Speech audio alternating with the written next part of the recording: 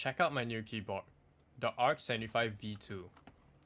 Opening up the box, here's the instruction menu that I don't read, and here's the keyboard.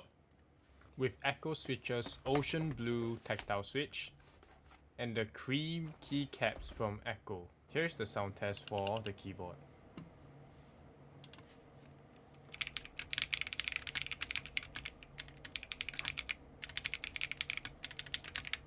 Overall, I like the keyboard, and I'm probably going to try to loop the Akko switches and see if it improves the sounding of the keyboard.